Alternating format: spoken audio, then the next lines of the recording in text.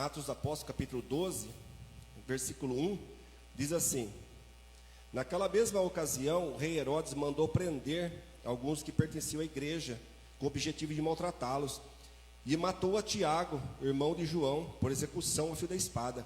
Observando que essa atitude agradava os judeus, prosseguiu, ordenando também a prisão de Pedro, durante a festa dos pães sem fermento, que era a Páscoa, né? Tendo prendido, mandou que fosse jogado ao cárcere, determinou que fosse vigiado por 4 escoltas, com 4 soldados cada uma. Herodes tinha a intenção de apresentá-lo no julgamento público, logo após a Páscoa. Assim Pedro estava detido no cárcere, mas a igreja orava fervorosamente a Deus a favor dele. Sabe, irmãos, a gente olha, às vezes, com o nosso olhar humano, a gente dá tudo por perdido, começando pelo nosso país. A gente dá tudo por perdido, né?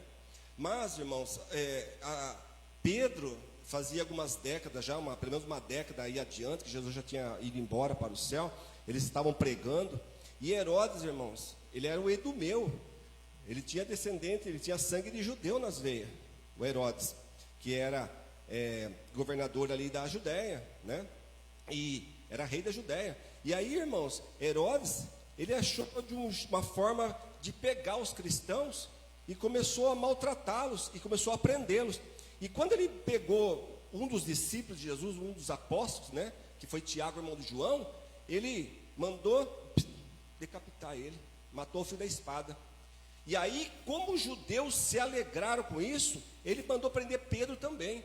Só que eu acho, sabe o que chama atenção nessa história, irmãos? É que Deus, ele tem uma forma de trabalhar com cada um de nós. Ele trabalha de formas diferentes. O que Deus tem na minha vida não tem na tua, e o que Deus tem na tua não tem na minha. O que Deus tem na vida do teu esposo não tem na sua, e o que Deus tem na vida da sua esposa não tem na sua, nos seus filhos não tem nas suas. São coisas individuais, independentes. O trabalhar de Deus é totalmente dependente, mas trabalha num coletivo, mas de forma independente. E aí, irmãos, Deus não poderia ter matado Herodes? Não, Deus deixou Herodes vivo. Deus não poderia ter livrado Pedro da prisão? Não, Deus mandou prender. Deus permitiu, na verdade, prender Pedro, autorizou, né? Porque nada acontece se não for pela autorização de Deus. Só que Tiago morreu. Deus não poderia ter livrado Tiago da morte? Não, mas morreu, que foi o primeiro mártir, mais apóstolo, né? Porque o primeiro mártir mesmo, nós sabemos quem foi, né? Então, quando Pedro foi preso, ele estava sobre uma escolta de 16 soldados, as mãos e os pés dele presos, dentro do cárcere mesmo, ainda acorrentado. E ele estava deitado, irmãos. Isso que me chama a atenção. Sabe para que ele estava deitado? Porque ele conhecia e confiava o Deus que ele tinha, irmãos. Ele sabia quem era Cristo, ele viveu com Cristo por 3 anos e meio. Então ele tinha confiança em Jesus. Ele sabia que se ele morresse ali, na hora estaria com o Senhor. Então, irmãos, a luta, a tribulação, as provas, né, que para a gente nem é tanto assim, comparado com outros países, que tem perseguição em cima dos cristãos, lá sim eles estão sofrendo. A gente vai no mercado, a gente compra as coisas, come, faz churrasco, meu irmão falou, faz um filme. Nós não temos perseguição nenhuma, irmãos, nós temos liberdade para pregar na rua, sabe? Então, eles, irmãos, estavam ali perseguidos mesmo. E era coisa assim de morte, irmãos. Era coisa de matar eles mesmo, de tirar a vida deles. Então, Pedro deitou na prisão e dormiu. E quando chegou o dia de apresentar Pedro, para executar Pedro, antes desse dia, na noite anterior, veio um anjo, desceu do céu e entrou lá na cadeia.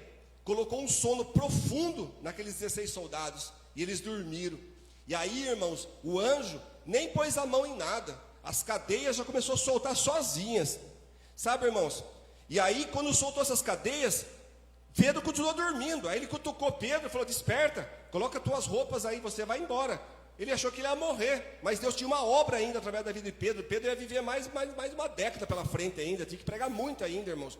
Aí, quando Pedro cai em si, irmãos, o anjo vai andando e as portas vão se abrindo automaticamente ali, sem ninguém pôr a mão em nada. E quando as portas vão se abrindo, Pedro vai saindo, até chegar na rua. Quando chegou na rua, o anjo desapareceu. E aí o que mais me chama a atenção, eu estou finalizando, o que mais chama a atenção nesse texto, irmãos, que o pior não foi Pedro sair da casa, da prisão. O pior foi Pedro chegar na casa dos crentes. Os crentes, Maria, mãe de João Marcos, estavam numa reunião lá pentecostal, todo mundo orando, clamando por Pedro, em clamor de oração ali. E aí, irmãos, Pedro bate na porta. Aí vem uma moça lá, uma serva chamada Rhodes, chega até lá, ela escuta que a voz de Pedro, conhece a voz de Pedro, mas ela não abre a porta. E Pedro fica batendo, e ela vai avisar o pessoal lá dentro, ó, é Pedro que está lá fora. O problema não foi Pedro sair da prisão, o problema foi Pedro entrar depois na casa dos crentes, irmãos. Os crentes não abriam a porta para o Pedro. A incredulidade era tão grande ali nos crentes, irmãos. E eles oravam, mas eu quero finalizar, irmãos. Quando a gente ora, irmãos, Deus, Ele envia os anjos dele, irmãos, e não tem cadeias, não tem correntes, não tem Herodes, que significa, que simboliza o diabo, o próprio Satanás em vida, não tem nada que pode parar o poder de Deus. Então, irmãos, se você tem um propósito, continue no seu propósito. Se você está orando por alguém, continue orando por alguém, irmãos, continue orando por essa pessoa, não pare de orar. Porque somente, irmãos, quando essa pessoa não estiver mais nessa terra, mas quando ela tiver vida, há esperança. Então, Pedro, irmãos, estava deitado, dormindo, mas havia uma igreja orando por Pedro. Então, isso nos chama a atenção no culto de hoje, que é um culto de oração. E aí chama a atenção o quê? De nós, irmãos, nunca desistir da oração. Martinho Lutero dizia assim, que a oração, irmãos, é o suor da alma. Essa aí que Martinho Lutero. A frase de Martinho Lutero era: a oração é o suor da alma. Então, irmãos, não desista de orar, seja lá por um familiar seu, seja lá por alguma coisa que você precisa, seja uma porta que está fechada, seja algo que está preso, parado lá no judiciário, seja alguém que está preso de uma forma literal, ou alguém que está preso de uma forma espiritual, em algum sentido da vida. Continue orando, irmãos, porque certamente essa pessoa vai chegar até você e vai bater na porta do seu coração e vai falar: eu te agradeço porque você orou por mim, irmãos. Então não desista, não vá fazer por conta própria, que não vai funcionar.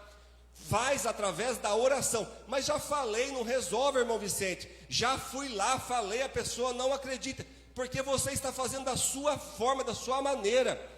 Dobra teu joelho, irmãos, fecha a porta do teu quarto e cai de oração e fala com Deus.